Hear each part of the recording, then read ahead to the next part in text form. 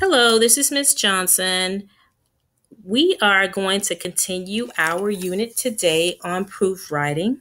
Today we're going to be writing triangle proofs.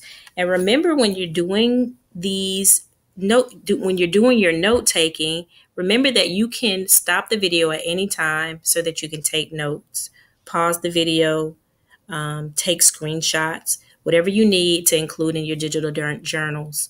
So today I'm including some math history about a famous mathematician and Fermat's last theorem.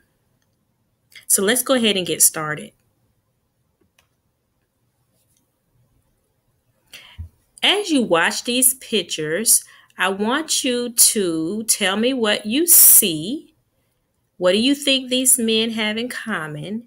And what do you wonder this has to do with math? I'm not going to tell you who these men are, but just tell me what you see, think, and wonder about these pictures. Remember, you can stop the video at any time. Okay, so the first man that we see here is Pierre de Fermat, and he was a French mathematician who was born in 1607 and died in 1665. He is responsible for writing a well-known theorem that is known as Fermat's last theorem. He wrote the theorem in a margin of a famous book, and he says that the proof for the theorem was too much for him to fit into the margin, so it wasn't there. However, no one ever found a proof written for his theorem that he wrote. So he said the proof existed, but nobody ever found the proof that he said existed. So what happened, and what does the proof look like? So this is Fermat's last theorem. And yeah, it kind of looks like the Pythagorean theorem.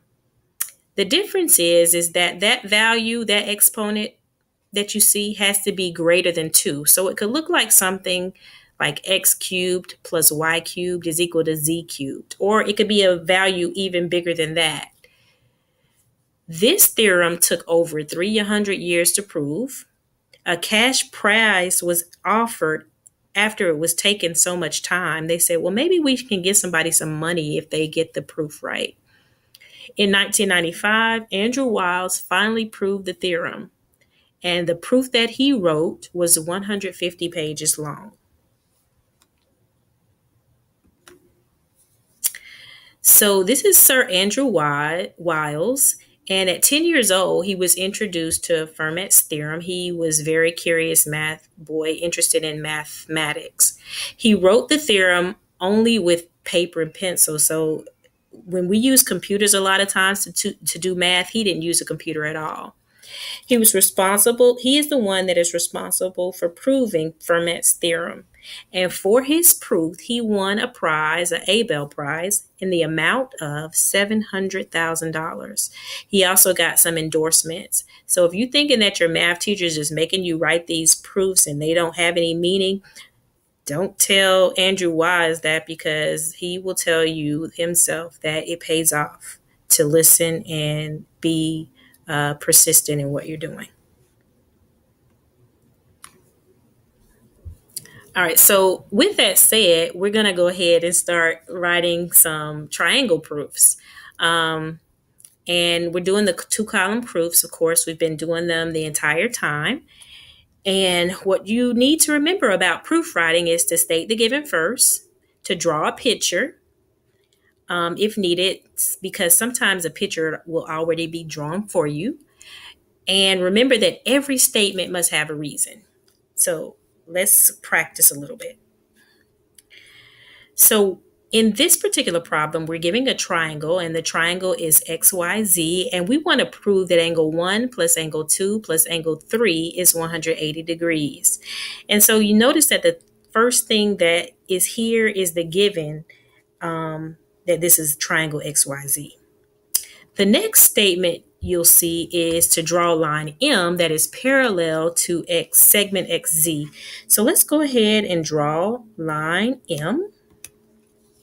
And it's parallel to xz, and that reason is because of the parallel postulate.